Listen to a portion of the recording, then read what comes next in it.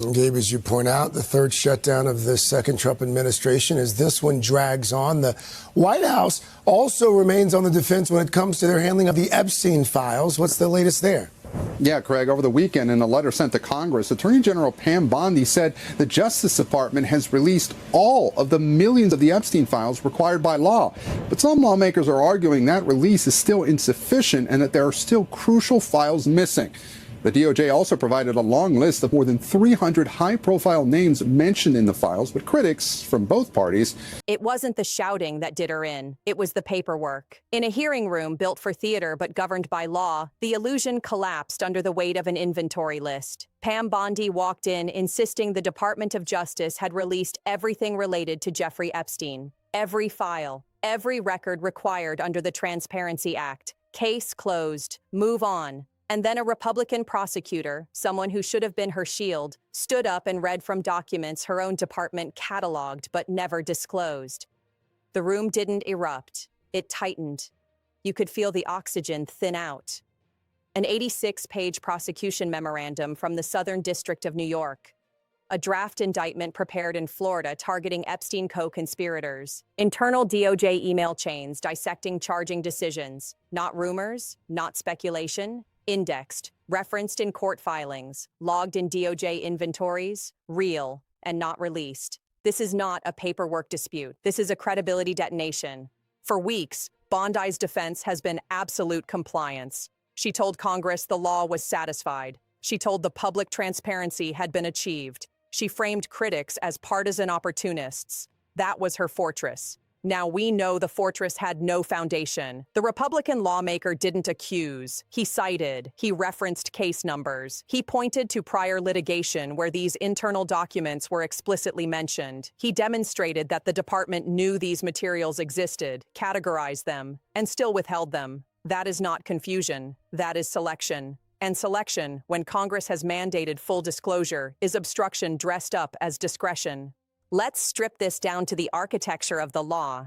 The Epstein Files Transparency Act was written precisely because of institutional distrust. Congress anticipated that the Department of Justice would hide behind deliberative process privilege, the doctrine that shields internal government discussions from public exposure. So lawmakers neutralized it. They overrode it. They specified that internal memoranda, draft indictments, prosecutorial analyses, and email correspondence connected to Epstein must be released. Not summarized, not redacted beyond recognition, released. Bondi's fallback defense has been that internal discussions require confidentiality. In ordinary circumstances, that argument carries weight. Prosecutors need space to debate charges without political crossfire. But this was not an ordinary statute. Congress stripped away that protection in this narrow context because Epstein's network implicated power, wealth, and political proximity. The law anticipated resistance. It foreclosed it. So when Bondi invokes deliberative process, she is not interpreting the statute. She is contradicting it.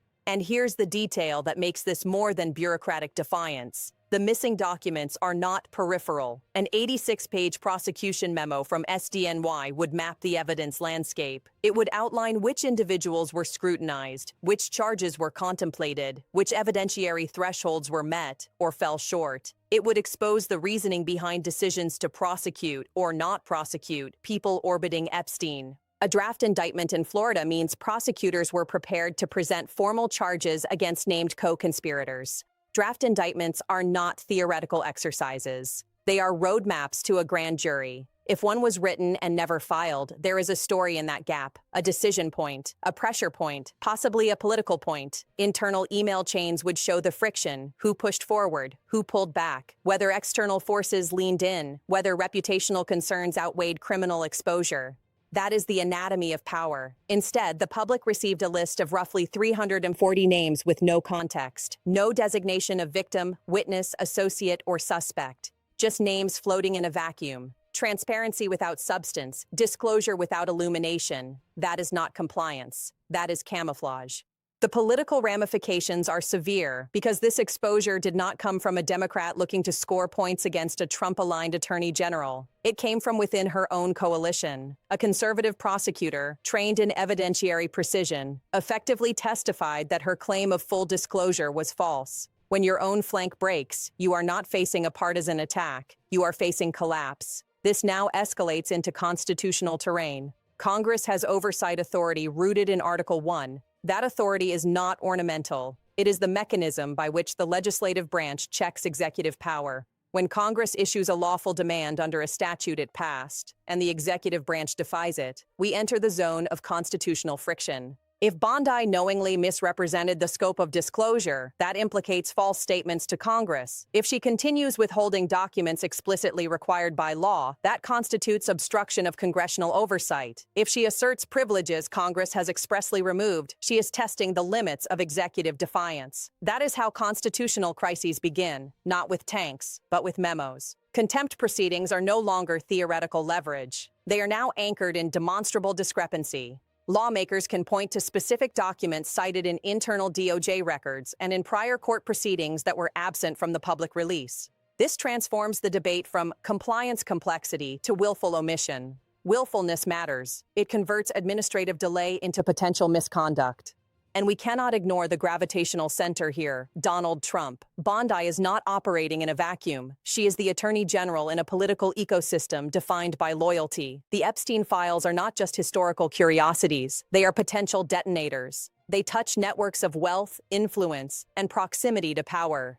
If internal memoranda reveal that individuals with political ties were evaluated and not charged, the fallout could be seismic. Bondi's risk calculus tells its own story. She is facing the prospect of daily fines, inherent contempt measures, and impeachment chatter. No attorney general courts that level of exposure over clerical oversight. You incur that risk when the cost of disclosure is perceived as greater than the cost of defiance. That perception is the real headline.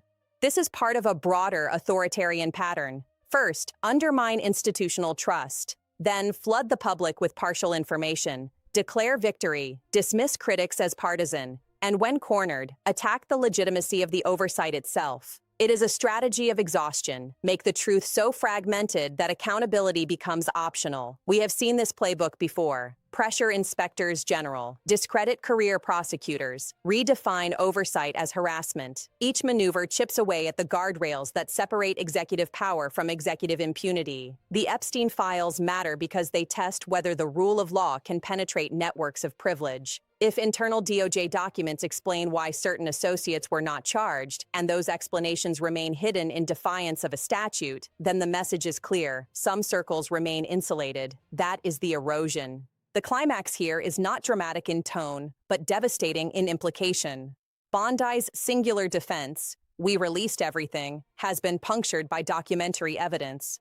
The contradiction is public. The statute is explicit. The missing materials are identifiable. The justification is legally thin. The next phase will determine whether Congress asserts its authority or retreats. If lawmakers accept partial compliance dressed up as transparency, they ratify executive defiance. If they pursue contempt aggressively, they reassert the constitutional balance. This moment is heavier than a hearing. It is a stress test for whether oversight still has teeth in a Trump-dominated executive branch. If an attorney general can selectively redact, withhold, and mischaracterize disclosure under a law specifically designed to prevent that, then the precedent is chilling.